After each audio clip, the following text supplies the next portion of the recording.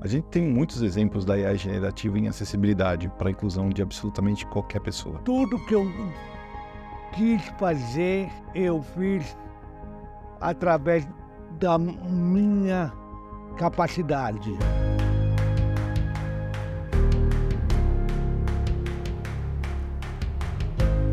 Eu chamo Ricardo Oliveira e trabalho no Instituto Stella de Marco. Eu construí a área de transplante de medula do Hospital das Clínicas de São Paulo. O hospital atende 400 casos novos ao ano, o que dá mais de um caso novo ao dia.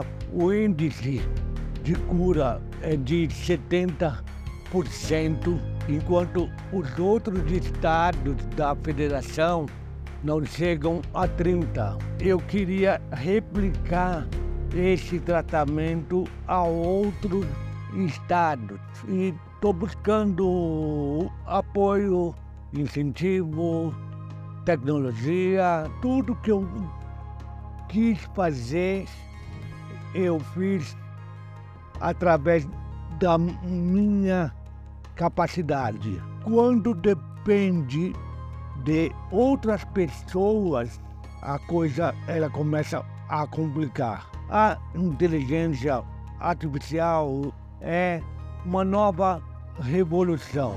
A gente tem muitos exemplos da AI generativa em acessibilidade para a inclusão de absolutamente qualquer pessoa. Um dos exemplos que eu mais gosto é o exemplo para pessoas neurodiversas. A comunicação pode ser um bloqueio, porque no aspecto autista, para algumas pessoas, esse aspecto de você identificar informações sociais pela fala, pela expressão, é uma dificuldade maior para essas pessoas. Então, o que elas podem fazer? É utilizar o Copilot nas nossas soluções integradas e pedir para que o texto seja escrito de uma forma casual, com informalidade, longo, com mais referência, e a pessoa pode dar esse comando para o Copilot e o Copilot criar essa comunicação para a pessoa.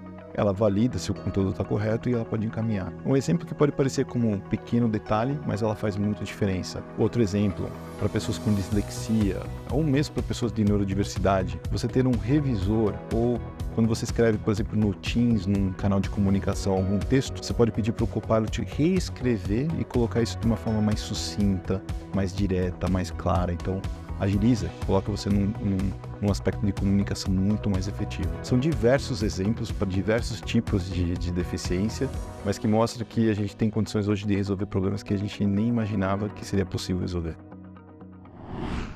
Boa tarde, é um prazer enorme estar aqui com vocês hoje para falar de um tema bem bacana, tema de acessibilidade. Obrigado pelo convite e obrigado pela plataforma da gente levar esse assunto para mais e mais pessoas para conhecerem. A gente vive uma era transformadora, sensacional. Para dizer, num tempo muito curto para cá, eu estava preparando uma apresentação amanhã.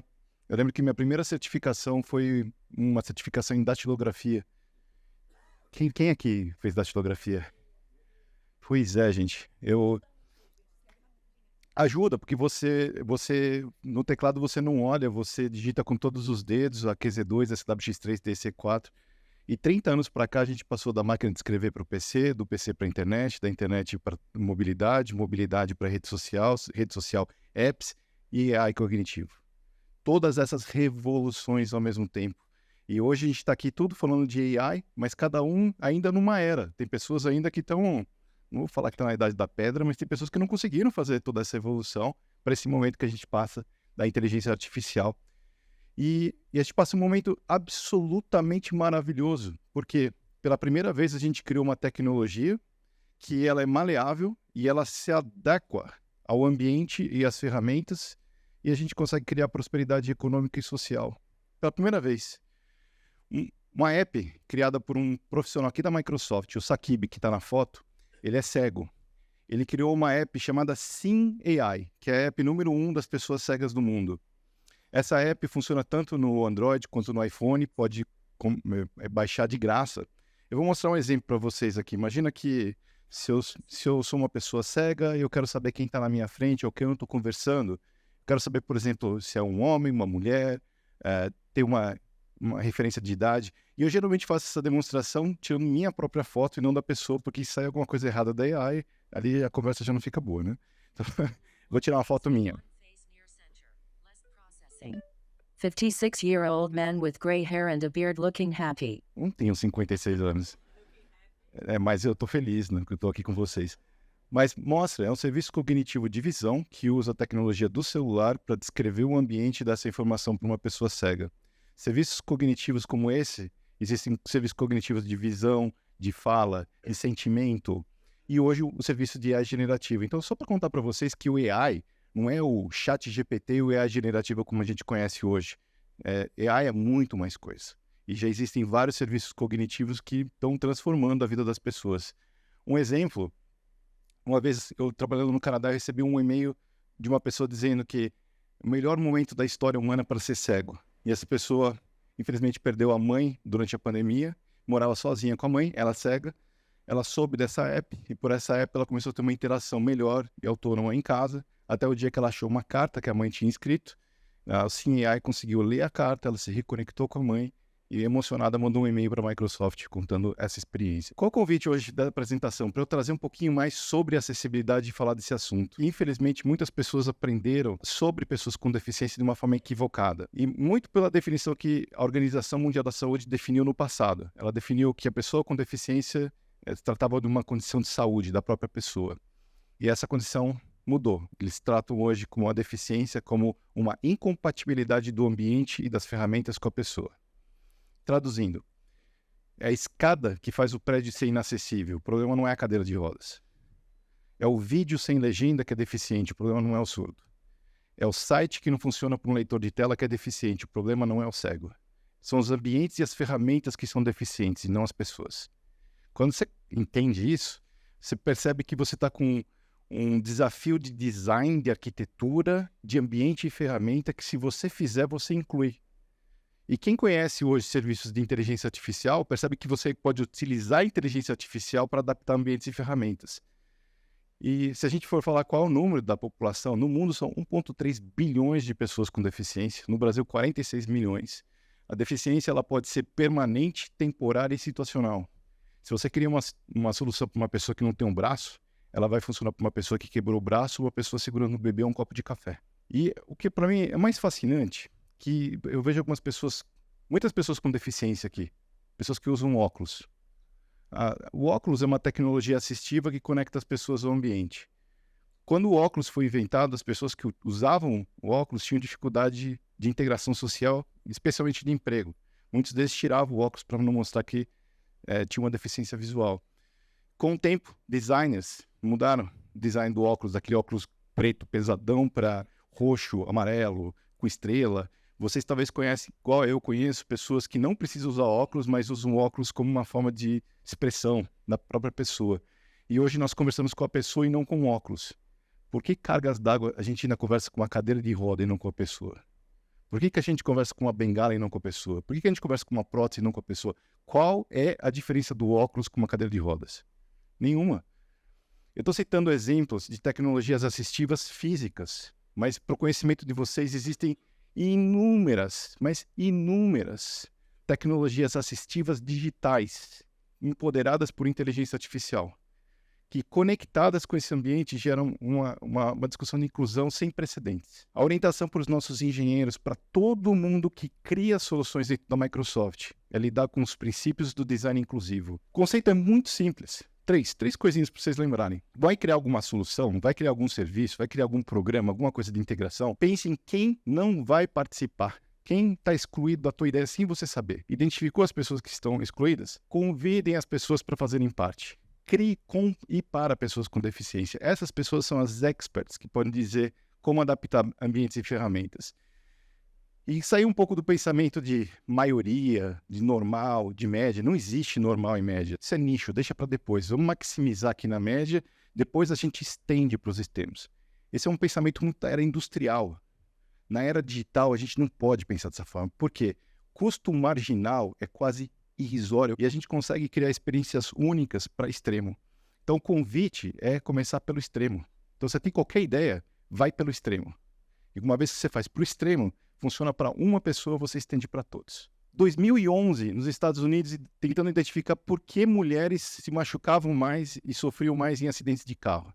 Uma investigação longa chegou até a indústria automobilística e o que eles descobriram? Os bonecos para teste de carro eram todos bonecos que nem eu.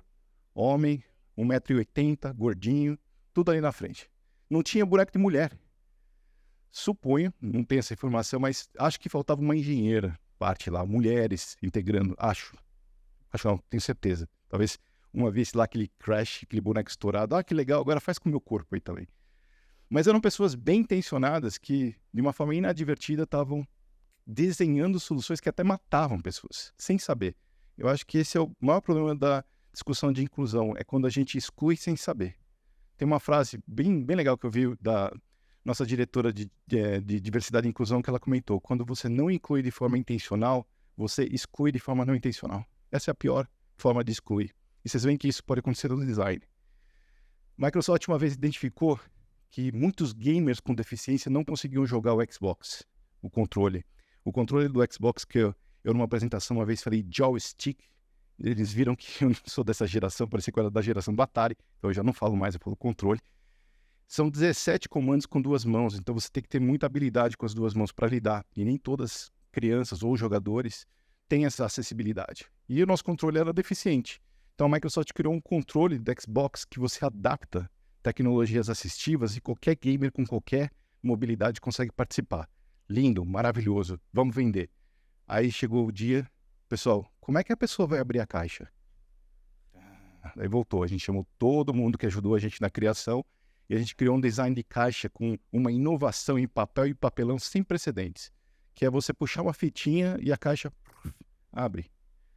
E essa caixa hoje é a caixa de todos os equipamentos de tecnologia da Microsoft. Ela não só ajuda pessoas com deficiência de mobilidade para abrir a caixa, como qualquer pessoa que queira abrir uma caixa. Já tentaram abrir uma caixa de um telefone novo, sem crítica a concorrentes, porque a gente não tem telefone, mas é um design horrível para você conseguir abrir. E a gente conseguiu essa inovação simplesmente por criar com e para. Mensagem aqui para vocês, pensem nos extremos. Vamos deixar essa mentalidade antiga de média, de maioria, de normal, e pensar que cada ser humano é único. Quando você cria soluções para extremo, você acaba criando soluções para todo mundo. Legal? Bom, o que a gente hoje mostra para líderes sobre AI? Primeiro, testar, colocar isso em prática, testar no dia a dia. Nós todos estamos aprendendo, todos. Mesmo aqui dentro da Microsoft, muitas vezes a gente troca prompts entre nós, comandos entre as equipes, porque a gente está aprendendo, é novo. Então, é um incentivo a vocês também a testarem, a conhecerem. Por isso, vai pela curiosidade, mas a curiosidade não enviesada com as perguntas e as áreas de conhecimento que a gente já tem. O poder que a gente tem hoje com IA generativo, com o banco de dados da internet, está justamente para descobrir aquilo que não é conhecido, não sabido. Então, quais são os prompts criativos que levam a gente até essa área desconhecida?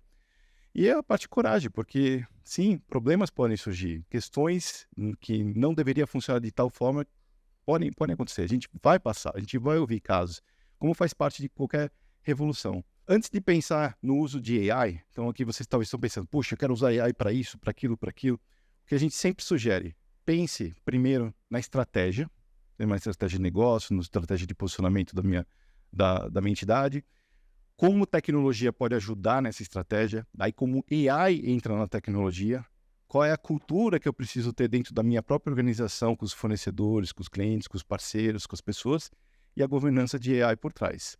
Tendo isso, é um bom caminho. A gente vê isso como uma boa prática para as empresas em adoção. Eu quero sempre lembrar para vocês, para lembrar na ponta. E se a gente faz a ponta, a gente não só gera prosperidade econômica, quanto a gente inclui.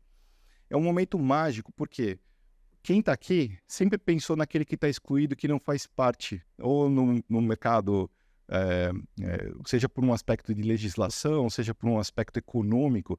Hoje a gente tem uma condição de endereçar esses extremos, tanto com resultados sociais e econômicos. A gente brinca internamente do show me the money, show me the meaning. Você conseguir fazer duas coisas que, se economicamente, também é viável, porque o custo marginal é muito baixo, coisa que a AI consegue trazer. Videozinho. Para exemplificar o que eu falei. My name is Anton and I'm from Ukraine. As a freelance developer living with cerebral palsy, tasks like typing and speaking can be difficult, which limits my ability to communicate effectively. I realized early on that I was different from others and encountered discrimination and inequality at a young age. I always inform my clients about my disability. Moreover, I present it as an advantage because it provides me with extensive experience in solving complex and unconventional problems. When I first heard about GitHub Copilot, I was doubtful that it could handle such a complex task as coding, but I was surprised at how helpful and relevant the suggestions it gave me were. Because of my disability, it's easier to type fewer characters. This is on screen very for more precise. I can now not only write the code itself, but also detailed comments, documentation, and project descriptions. Previously, I physically couldn't afford to do this. I firmly believe that AI has enormous potential to make a positive impact on the lives of people with disabilities. It has truly assisted me to optimize my workflow. I aim to harness the power of AI for the betterment of our lives. E ainda tem pessoas que vêm e falam, nossa, AI vai excluir pessoas, pessoas vão ficar para trás, a gente sequer percebe que pessoas que estavam excluídas hoje vão poder fazer parte e em escala dessa nova sociedade. Então, o recap da apresentação, lembrar, são os ambientes e as ferramentas que são deficientes em nós pessoas. Não pensar em média, mas pensar em extremos. E pensar que a inteligência artificial, com seus diversos serviços cognitivos, permitem que pessoas, organizações, criem ambientes onde a gente possa incluir pessoas, especialmente com deficiência em escala. Então, o que vocês sabem hoje não é só uma questão de oportunidade, é uma responsabilidade, lamento. E vamos levar para mais pessoas, para a gente levar esse conhecimento e garantir que a gente consiga incluir mais e mais pessoas nesse mundão de meu Deus. Gente, muito obrigado pela oportunidade, obrigado pela plataforma.